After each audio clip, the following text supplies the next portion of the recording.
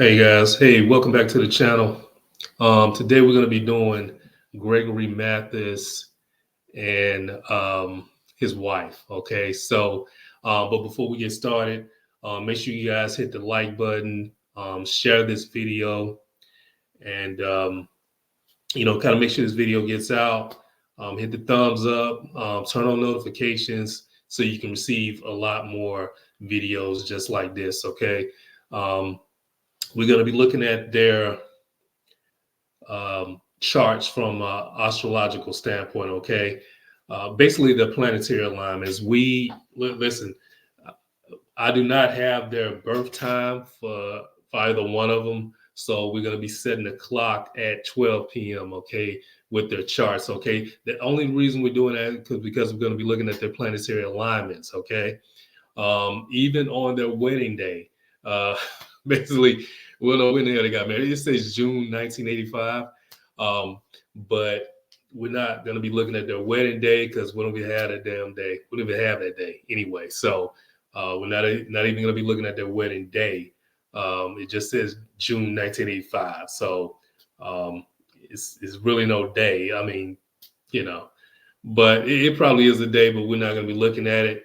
The elephant in the room is what happened. Okay, they was married for 39 years, so everybody keep asking me like, what the hell happened? They've been married for 39 years. Why would she just do that? So we're going to be looking at the planetary alignments, um, kind of in the natal charts, and also um, the things that happen. Okay, I'm gonna let you not guys know what happened. Okay, and we're gonna be looking at some things. Okay, one thing you guys have to realize is that all relationships have an expiration date to them. Okay, they all do. Okay, now what tends to happen is that um, solar eclipses, a lot of eclipses, they they determine the expiration date of that. Okay, a lot of planetary alignments determine the expiration date of it, of your relationship. So of a lot of relationships. Okay, so it's not entirely their fault. A lot of couples they get through it. Like I said, we just did um, the chart of the former president, President Carter, and his wife. They was married for what, 77 years, and I'm sure they got hit with a lot of eclipses, but they were compatible enough to get through those eclipse energies. Okay, so unfortunately, these two individuals, um, they were not, equipped enough, even natally, with their planetary alignments to get through those eclipses, okay? Because we all go through those solar eclipses, okay? Whether it's a north node eclipse or a south node eclipse. Of course, we know the south node eclipse are even worse than the north node eclipses. So when the eclipse hit your relationship from an astrological perspective, I'm telling you right now, most relationships, I say at least 95% of them do not survive eclipses, okay? They just don't. Um, One, because they're not compatible enough. Two, you just can't fight against the solar eclipse's energy, okay? Whatever's going to happen is going to be destined to happen. So a lot of times, again, and this is a teachable moment for you guys, um, really trying to, really trying to get into astrology and stuff like that. But like I said, in my 20 years of consultations and all that, I've noticed that 95% of relationships, if they're not compatible enough, they will not survive an eclipse. Okay, especially if they're getting hit back to back by two solar eclipses. Okay, if your relationship is, when I say your relationship, I mean your planetary alignment, meaning um, the planets or asteroids like Venus or Juno, or a combination of the Sun and Venus and Juno and stuff like that.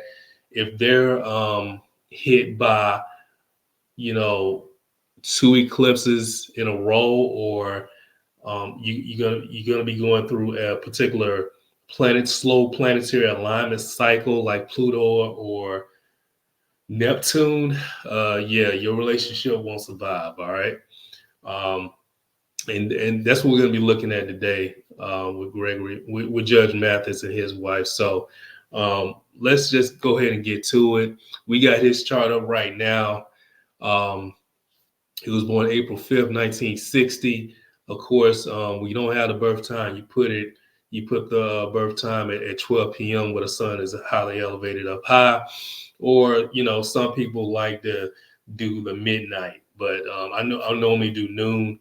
That's how I was, kind of taught to do it by my teacher. So, born in Detroit, Michigan. So let's just look at his planetary alignments real quick, guys. What's the first thing that pops out? All right, keep in mind and keep watching the cursor here. All right, it's still Mercury retrograde, guys. So if something don't go right, then you know what it is. But I had to get to these two individuals because they so hot in the news right now, and everybody keep asking me what happened with them. Because this is crazy. Okay, so let's just get to it. And hopefully you guys will learn a little something here. All right. Now, what's the first thing to pop out? We know his sun is at 15 degrees of Aries. Okay, so we got that.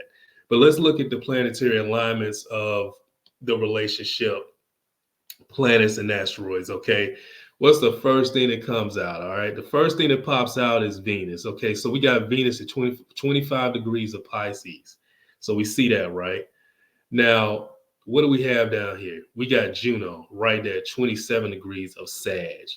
All right, guys. So that's a square right there. So just with that planetary alignment with relationships, that he's gonna have issues in relationships because that is a big square. Okay. If you have Juno and Venus squared in your natal chart, or it doesn't matter where it's gonna fall. Even if we had the birth time in the houses, he's going to have probably some difficulties or some tension in his relationships, okay, because of that square. All right. So that's just right off the bat.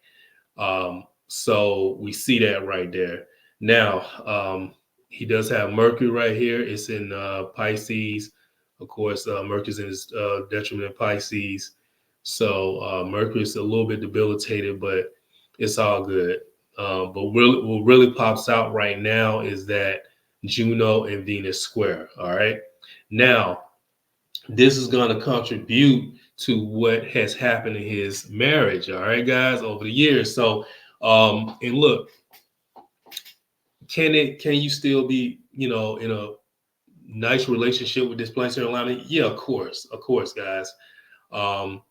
That's okay. I mean, because if you link up with the right person, yes.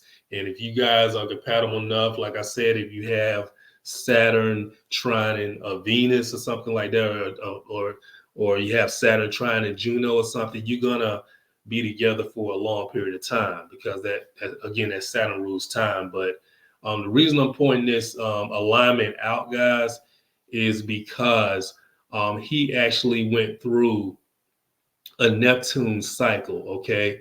So as you guys know, Neptune is in Pisces right now. All right. Now it is transiting out of Pisces, but ever since 2022, okay, he has been going through a Neptune cycle.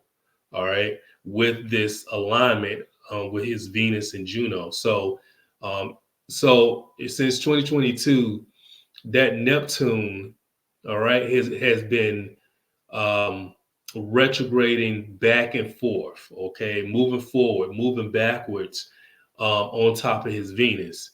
One thing I need to explain to you guys about Neptune, and I have said this before on some other videos. Neptune erases things, guys. Okay, Neptune is a great eraser. It will erase whatever you have. Okay, so if you're going through a Neptune cycle or something like that, where it's either coming up to your seventh house cusp or in your seventh house, what you will find is that it will erase friends. It will erase one-on-one relationships. It will erase a relationship. Just like if Pluto was to hit your seventh house, it's going to destroy your relationship. Okay. But in this case, he had Neptune sitting on top of the south node right here, sitting on top of Venus. And as that happened, it was constantly erasing his marriage because it was squaring Juno. Okay. So, and Juno is at 27 degrees of Sag. Okay. So it was constantly erasing his marriage as well as his love with his wife. Okay. He didn't know about it because, of course, it was kept such secrets. Okay. And Neptune and Pisces all rule secrets. All right.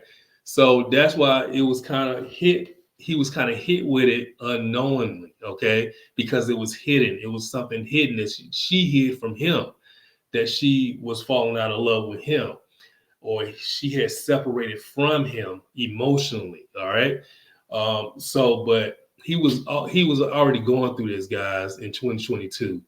And what I say about eclipses, um, and we're gonna see from her chart what really gave this, you know, relationship a push over the edge when she went through that eclipse. Okay, well, when their marriage went through this eclipse that I'm about to show you. All right, so that's what happened with them, guys. They just got hit by um, malefic planetary alignments, and they wasn't strong enough to get through them. All right, unfortunately, I mean, 39 years. She got hit by two eclipses. Okay, well, I would say both of them got hit by two eclipses because when they married, they won. Okay, so they got hit twice by two eclipses. All right, really three because he got kind of hit too by an eclipse. I think it was in 2020. That kind of hit his Venus and Juno as well. So, but for her, it was absolute. So we're gonna get to her chart in a minute, but I wanted to point that out because Neptune right now is still in Pisces and is still squaring his Juno. All right, so as you know, but it's moving out. Of course, we're about to have a shift. Neptune is about to actually change signs. It's in its last degree almost, but what I'm saying is that this Neptune cycle he's been going through has been slowly erasing his marriage and relationship with her. All right. So let's take a look at her chart really quick. Linda Reese Matthis. She was born May 11, 1963. Of course, we don't have her birth time. I think she was born in Detroit, Michigan, but that's what we're putting it. So, guys, let's just take a look at this. All right. We see that her sun is at 20 degrees of Taurus. All right. Now, what we got by the sun? We got her Mercury right by the sun. Now, listen to this, guys. Her Mercury is at 29 degrees of Taurus and it's retrograde. Now, this is a critical degree, and we all know about critical degrees. If you guys don't know about critical degrees, let's watch some of my videos from the past, and I kind of talk about critical degrees. But this is a very malefic critical degree. All right, this is at 29 degrees of Taurus, and any planet or asteroid or angle found at 29 degrees of Taurus is highly debilitated. All right, because it's unstable. All right. So Mercury deals with what? Thinking, thought. All right. How you reason, how you think. Right. And it's retrograde on top of that. So the thinking is backwards. So it's debilitated twice. All right. So when Mercury is debilitated twice like this, and also, well, really three times because it's at a critical degree. All right. So it's retrograde, it's at a critical degree, and it's at a malefic degree where it's unstable. So our thinking is unstable. So also, if you look at Mars right here, this is a huge square. And like I said, guys, anytime you got a square with your sun and Mars, you're gonna have anger issues. Or if Mars is right by the sun, you're gonna have anger issues. So she does have anger issues. He has anger issues too, by the way, guys. I meant to point that out because this kind of contributes to their relationship as a whole. If you look at his Mars and look at his sun, That's a semi-square. All right.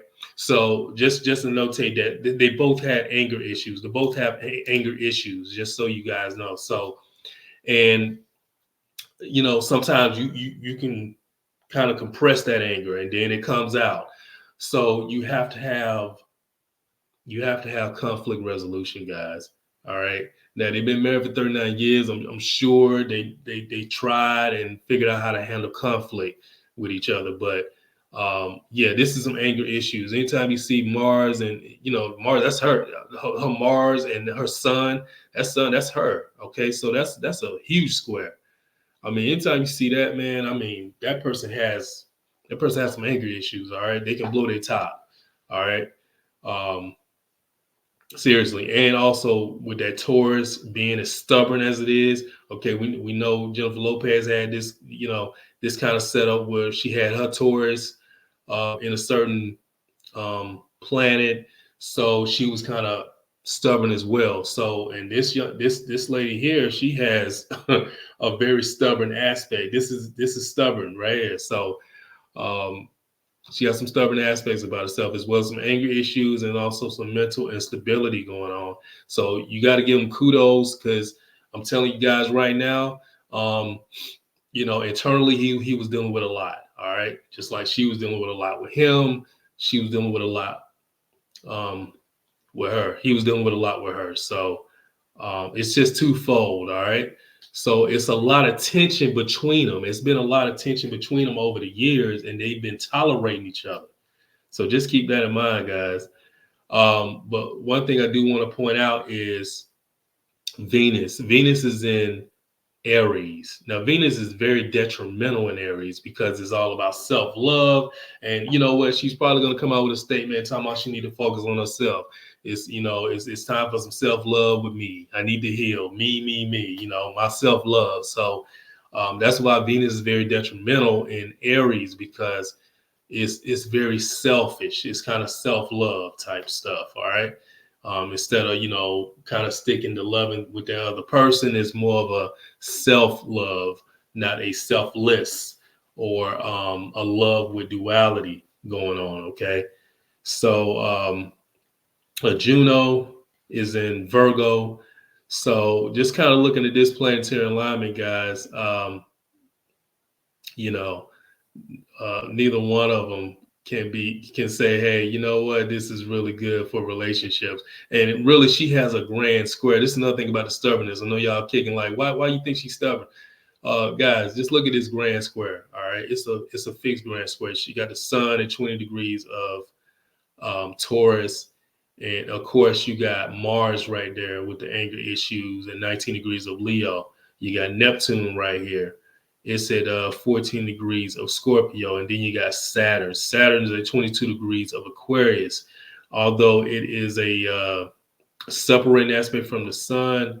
Well, actually, no, it's not actually, because the sun moves faster than Saturn, so it's actually applying. So this contributes to the stubbornness. Okay, anytime you got Saturn squaring the sun, and then you got Taurus involved, that's immovable. Okay, and it's already in a fixed sign. They're already fixed. Um, so you got that going on, creating tension in the relationship and in the marriage. All right. So yeah, guys. But what really did it, just to get to the point of all this, because I wanted to show you guys, because people keep asking me what happened with their marriage, and it's 39 years. Well, it was the eclipse, guys. They got hit twice. One with the what it was, I think it was the April. They got first hit with that April 19th, 2023 eclipse. All right, it happened at 29 degrees of Aries. All right. So they got hit with that. But what really gave it a push, guys, was the one, and it was a South Node eclipse. I keep telling you guys about these South Node eclipses. The eclipse that occurred October 14th of 2023. And now, guys, if you see this, it is a South Node eclipse. All right. So of course, you got this, you got the eclipse at 21 degrees of Libra. And what do you got across here? You got Venus at 21 degrees of Aries. So this was absolute, guys. I mean, this was absolute. It was off by like 1 minute. Well, actually, it wasn't. It was off by some seconds. So this was an absolute. This was absolute. The eclipse occurred at 21 degrees of Libra, and if you look at her Venus is at 21 degrees of Aries. So the eclipse was in opposition of her Venus. Okay, so this was absolute. And what we got a year later, not almost a year later, almost like shit. This is almost what, like 8 months or 9 months. And guys, I always tell you, when that eclipse is absolute, meaning it's at the same degree, it's gonna happen within a year or a year and a half. All right, whatever's gonna happen. All right, so this is what gave their marriage a push over the edge. Okay, so a lot of times when you have stuff like this happen, like eclipses that hit, Venus or Juno, in a very debilitating way, like an opposition or a square, it's gonna, push that marriage or relationship over the edge and just totally destroy it. All right, and that's what happened with these two. There wasn't, they just wasn't compatible enough to take the energy of this eclipse, guys. And when you got an eclipse of this nature, when it's absolute like this, yeah, it's going to destroy it. It's just going to destroy it, guys. Along with that, he had, that he was going through that Neptune cycle, which erased his relationship with her. So in this case, this was the opposition. So, and what do you have with the opposition? You got space in between the individuals. And remember, guys, the opposition is a relationship aspect because it deals with two opposing forces. All right. So, and that's what happened with these two. This eclipse, the South Node eclipse, it totally destroyed, their marriage. Okay. It destroyed her love for him. Okay. So it was in complete opposition, guys. So I really hate that for him. And also the eclipse is squaring the nose. That's another thing. So if you look at her nose is at 22 degrees of Cancer, and South Node is at 22 degrees of Capricorn. So that deals with the home and all that. So that's the eclipse created a grand square, guys, a grand cardinal square. It's no way to really get around that. So, if I would have met him, I would have kind of got him prepared for this, just to kind of let him know. So, and it happened suddenly, guys. And, what deals with sudden things? You got Uranus right here in Taurus, and it's retrograding right back over her sun. Okay. So, she felt like she's been feeling like this for almost a year, guys. Ever since this October eclipse happened of last year, she's been thinking and feeling this way.